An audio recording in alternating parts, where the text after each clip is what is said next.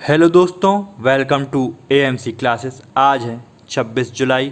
तो 26 जुलाई से जुड़े हुए जितने भी इम्पॉर्टेंट करंट अफेयर हैं वो आज हम इस वीडियो में डिस्कस करेंगे।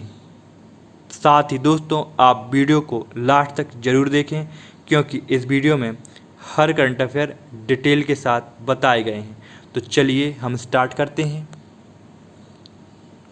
फर्स्ट क्वेश्चन है, भारत की कौन सी एनर्जी कंपनी दुनिया की दूसरी सबसे बड़ी एनर्जी कंपनी बनी है? तो उस कंपनी का नाम है Reliance industries limited. Reliance industries limited दुनिया की दूसरी सबसे बड़ी एनर्जी कंपनी बनी है। मतलब ऑप्शन सी जो है वो करेक्ट है। अब इस क्वेश्चन से जुड़ी हुई कुछ डिटेल हैं तो वो हम देख लेते हैं क्या है वो डिटेल। देश की सबसे मूल्यवान कंपनी रिलायंस इंडस्ट्रीज़ लिमिटेड नए कीर्तिमान बना रही है। घरेलू शेयर बाज़ारों में RIL का बाजार पूंजीकरण बढ़कर 14.14 लाख करोड़ रुपए तक जा पहुंचा है। इसके दम पर कंपनी अमेरिका की एक्सॉन मोबिल को पछाड़कर दुनिया की दूसरी सबसे बड़ी एनर्जी कंपनी बन गई है। साथ ही दुनिया भर की सबसे मूल्यवान कंपनियों के मामले में भी 2 पायदान चढ़कर 46वें स्थान पर आ गई है। कंपनी इस सप्ताह दुनिया की 50 सबसे मूल्यवान कंपनियों की सूची में शामिल हुई थी। नेक्स्ट, हाल ही में DRDO ने कहाँ कोविड-19 परीक्षण सुविधा की स्थापना की है? तो DRDO द्वारा कोविड-19 परीक्षण सुविधा की स्थापना लेह में की गई है। मतलब ऑप्शन बी जो है वो करेक्ट है। अब इससे जुड़ी हुई कुछ डिटेल हैं तो वो हम देख लेते हैं क्या है डिटेल इससे जुड़ी हुई। रक्षा अनुसंधान और विकास संगठन द्वारा लेह स्थित प्रयोगशाला defence institute of high altitude research में कोविड-19 परीक्षण सुविधा की स्थापना की गई है। यह परीक्षण सुविधा केंद्र शासित प्रदेश लद्दाख में कोरोना मामले की पहचान के उद्देश्य से परीक्षण की दर को बढ़ाने के लिए शुरू की गई है। प्रतिदिन 50 नमूनों की जांच करने में सक्षम इस परीक्षण सुविधा केंद्र में संक्रमित व्यक्तियों पर कड़ी नज़र रखने में मदद मिलेगी। अब और क्या है डिटेल इससे जुड़ी हुई तो वो देख लेते हैं। कोविड-19 परीक्षण सुविधा का उपयोग लोगों को कोविड परीक्षण का प्रशिक्षण देने के लिए भी किया जाएगा और भविष्य के जैव खतरों से निपटने में और कृषि पशुओं की बीमारियों के लिए R&D गतिविधियों को पूरा करने में मदद मिलेगी। अब देख लेते हैं रक्षा अनुसंधान और विकास संगठन के अध्यक्ष कौन हैं? तो वो हैं G सतीश रेड्डी और लद्दाख के उपराज्यपाल हैं RK माथुर। नेक्स्ट, भारतीय रेलवे ने किस वर्ष तक अपने सभी डिब्बों में RFID टैग लगाने की योजना बनाई है?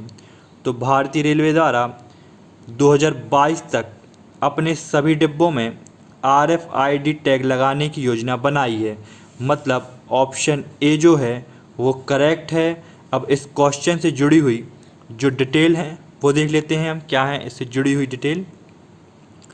भारतीय रेलवे दिसंबर 2022 तक सभी रेल डिब्बों में रेडियो फ्रिक्वेंसी आइडेंटिफिकेशन टैग यानी कि RFID लगाने की प्रक्रिया पूरी कर लेगी। इस टैग के जरिए रेलवे डिब्बे जहां कहीं भी हों उनका पता लगाया जा सकता है। अब तक 23,000 डिब्बों में RFID टैग लगाए जा चुके हैं। यह काम अभी भी जारी है। हालांकि कोविड-19 महामारी के कारण कुछ समय के लिए यह काम धीमा पड़ गया है। सरकार ने भारतीय रेलवे के सभी डिब्बों में RFID टैग लगाने के लिए दिसंबर 2022 तक की समय सीमा तय की है। अब और भी कुछ डिटेल हैं तो वो देख लेते हैं क्या है इससे जुड़ी हुई डिटेल। वर्तमान में भारतीय रेलवे ने अपने सभी डिब्बों की जानकारी लिखित रूप में रखती है जिसमें त्रुटियों की काफ़ी गुंजाइश बनी रहती है। ऐसे में रेलवे के लिए RFID टैग से अपने सभी डिब्बों और इंजनों की सही स्थिति जानना आसान हो जाएगा। अब अन्य करंट अफेयर क्या है रेलवे से जुड़ा हुआ, तो वो देख लेते हैं। भारतीय रेलवे ने वर्ष 2030 तक शुद्ध शून्य कार्बन उत्सर्जन प्राप्त करने का लक्ष्य निर्धारित किया है। नेक्स्ट,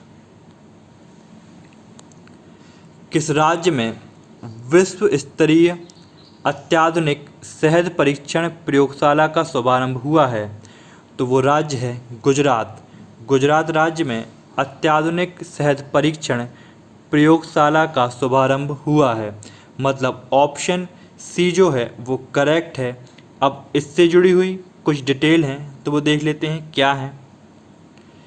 केंद्रीय कृषि एवं किसान कल्याण मंत्री श्री नरेंद्र सिंह तोमर ने राष्ट्रीय मधुमक्खी बोर्ड के सहयोग से राष्ट्रीय डेयरी बोर्ड द्वारा आणंद गुजरात में स्थापित भारत की विश्व स्तरीय अत्याधुनिक शहद परीक्षण प्रयोगशाला का वीडियो कॉन्फ्रेंस के माध्यम से शुभारंभ किया। कृषि सहकारिता और किसान कल्याण विभाग ने 2 साल की अवधि के लिए राष्ट्रीय मधुमक्खी पालन और शहद मिशन को स्वीकृति दे दी है। अब और क्या है डिटेल, तो वो देख लेते हैं हम क्या हैं इससे जुड़ी हुई डिटेल। तो देखते हैं गुजरात के अन्य करंट अफेयर कौन कौन से हैं। तो गुजरात सरकार ने आदिवासी समुदायों के संवैधानिक अधिकारों की रक्षा के लिए एक आयोग का गठन किया है। ये करंट अफेयर गुजरात से जुड़ा हुआ है। अब नेक्स्ट देखते हैं क्या है। तो गुजरात की टेक्सटाइल आर्ट फॉर्म माता नी पछेड़ी को भौगोलिक सांकेतिक टैग हेतु आवेदन पंजीकृत किया गया है। तो गुजरात की जो टेक्सटाइल आर्ट फॉर्म है माता नी पछेड़ी, उसने भौगोलिक सांकेतिक टैग हेतु आवेदन पंजीकृत किया है। अब देख लेते हैं राजधानी। गुजरात की राजधानी है गांधीनगर, मुख्यमंत्री हैं विजय रूपानी, राज्यपाल हैं आचार्य देवव्रत। ये है गुजरात, ये है विजय रूपानी जी की पिक्चर। नेक्स्ट, किस स्पेस स्टार्टअप ने भारत की पहली इन ऑर्बिट स्पेस मलबा निगरानी और ट्रैकिंग प्रणाली विकसित की है? तो उस स्पेस स्टार्टअप का नाम है दिंगतरा स्पेस। दिंगतरा स्पेस द्वारा भारत की पहली इन ऑर्बिट स्पेस मलबा निगरानी और ट्रैकिंग प्रणाली विकसित की गई है। मतलब ऑप्शन सी जो है वो करेक्ट है। अब इससे जुड़ी हुई जो डिटेल है वो देख लेते हैं हम क्या है। दिंगतरा नामक एक स्पेस स्टार्टअप ने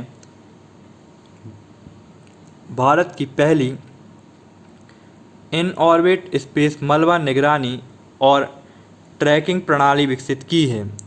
यह space system light detection and ranging तकनीक पर काम करता है। स्टार्टअप द्वारा विकसित यह प्रणाली वैश्विक वास्तविक समय पृथ्वी निगरानी प्रदान करेगी। यह कार्य लो अर्थ ऑर्बिट में कम लागत वाले कुशल नैनो उपग्रहों के एक नक्षत्र को तैनात करके प्राप्त किया जाएगा। अब और क्या डिटेल हैं इसी से जुड़ी हुई तो वो देख लेते हैं हम। एक लो अर्थ ऑर्बिट 1000 किलोमीटर से कम की ऊंचाई पर स्थित है। यह सिस्टम अंतर्राष्ट्रीय अंतरिक्ष एजेंसियों को अंतरिक्ष मलबे को ट्रैक और मैप में मदद करेगा। यह भविष्य के अंतरिक्ष अन्वेषण के प्रमुख खतरों को कम करने में सहायता करेगा। नेक्स्ट, IPL 2020 सितंबर माह में किस देश में खेला जाएगा? तो IPL 2020 सितंबर माह में संयुक्त अरब अमीरात में खेला जाएगा। मतलब ऑप्शन सी जो है वो करेक्ट है। अब इससे जुड़ी हुई जो डिटेल हैं वो देख लेते हैं हम क्या हैं। वीवो IPL 2020 कोविड-19 के कारण 29 मार्च 2020 और 24 मई 2020 के बीच निर्धारित किया गया था। नई IPL 2020 की तारीख 19 सितंबर 2020 और 8 नवंबर 2020 के बीच है। IPL 2020 अब UAE मतलब संयुक्त अरब अमीरात में खेला जाने वाला है। ओपनिंग मैच 19 सितंबर 2020 को मुंबई इंडियंस बनाम चेन्नई सुपर किंग्स के बीच खेला जाएगा। IPL 2020 का फाइनल 8 नवंबर 2020 को खेला जाएगा। यह पूरा 51 दिन का IPL होगा। अंतर्राष्ट्रीय क्रिकेट परिषद अक्टूबर नवंबर में होने वाले T20 वर्ल्ड कप को स्थगित कर चुकी है। तो T20 वर्ल्ड कप को क्या कर दिया गया है, अंतर्राष्ट्रीय क्रिकेट परिषद द्वारा स्थगित कर दिया गया है। अब और क्या डिटेल हैं इससे जुड़ी हुई तो वो देख लेते हैं हम। तो वर्तमान चैंपियन है IPL की मुंबई इंडियंस, जो चौथी बार यह खिताब जीती थी। संस्थापक हैं IPL के ललित मोदी और स्थापना 2008 में भारत में हुई थी। नेक्स्ट, हाल ही में किस राज्य में MSME के लिए रीस्टार्ट इंडिया नामक पोर्टल लॉन्च किया गया है। तो किस राज्य में किया गया है MSME के लिए रीस्टार्ट इंडिया नामक पोर्टल लॉन्च, तो वो राज्य है केरल। केरल राज्य में रीस्टार्ट इंडिया नामक पोर्टल लॉन्च किया गया है। मतलब ऑप्शन ए जो है वो करेक्ट है। अब इससे जुड़ी हुई जो डिटेल हैं वो देख लेते हैं हम क्या हैं। केरल स्थित NBFC मुथूट फिनकॉर्प द्वारा रीस्टार्ट इंडिया नामक पोर्टल लॉन्च किया गया है। यह पोर्टल देश भर में सूक्ष्म, लघु और मध्यम उद्यमों के क्षेत्र के व्यवसायों को फिर से शुरू करने के लिए लॉन्च किया गया है। पोर्टल बड़ी संख्या में महिला उद्यमियों के सामने आने वाली समस्याओं का समाधान तलाशने के साथ साथ लघु और सूक्ष्म उद्यमों पर प्रमुखता से ध्यान केंद्रित करेगा। मुथूट फिनकॉर्प और इनटॉक्स सलाहकार सहयोग के लिए एक स्वतंत्र और खुला मंच है। अब और क्या है इससे जुड़ा हुआ तो वो देख लेते हैं हम। केंद्रीय सूक्ष्म, लघु और मध्यम उद्यम मंत्री नितिन जयराम गडकरी हैं। राज्यपाल हैं केरल के आरिफ मोहम्मद खान। राजधानी है तिरुवनंतपुरम। मुख्यमंत्री हैं पिनरई विजयन। ये है केरल यहाँ पर। नेक्स्ट, हाल ही में किस देश ने 3D प्रिंटेड एयरक्राफ्ट इंजन का सफल परीक्षण किया है। तो 3D प्रिंटेड एयरक्राफ्ट इंजन का सफल परीक्षण किया गया है, रूस द्वारा किया गया है। रूस द्वारा 3D प्रिंटेड एयरक्राफ्ट इंजन का सफल परीक्षण किया गया है। मतलब ऑप्शन डी जो है वो करेक्ट है। अब इससे जुड़ी हुई जो डिटेल है वो देख लेते हैं क्या है। रूस ने MGTD-20 gas turbine 3D printed aircraft engine का सफल उड़ान परीक्षण कर लिया है। यह उड़ान परीक्षण ततरस्तान के कजानबस विमानन केंद्र में किया गया है। तो कहाँ किया गया है इसका परीक्षण? ततरस्तान के कजानबस विमान केंद्र में किया गया है। इसका उत्पादन 2021-22 में निर्धारित है। रूस के राष्ट्रपति व्लादिमीर पुतिन हैं। रूस की राजधानी मॉस्को है। ये है रसिया। नेक्स्ट, हाल ही में किसे ब्रिक्स का मानद सलाहकार के रूप में नियुक्त किया गया है। तो किसे नियुक्त किया गया है ब्रिक्स का मानद सलाहकार नियुक्त? तो मानद सलाहकार नियुक्त किया गया है साहिल सेठ को। साहिल सेठ को ब्रिक्स का मानद सलाहकार नियुक्त किया गया है। मतलब ऑप्शन बी जो है वो करेक्ट है। अब इससे जुड़ी हुई जो डिटेल हैं वो देख लेते हैं हम क्या हैं। साहिल सेठ को BRICS chamber of commerce and industry के युवा नेताओं की संचालन समिति का मानद सलाहकार नियुक्त किया गया है। उनकी नियुक्ति 2020 से 2023 की अवधि के लिए की गई है। सेठ वर्तमान में मुंबई सीमा शुल्क में उपायुक्त के पद पर कार्यरत हैं। ब्रिक्स CCI मूल संगठन है जो ब्रिक्स राष्ट्रों में वाणिज्य और उद्योग को प्रोत्साहित करता है।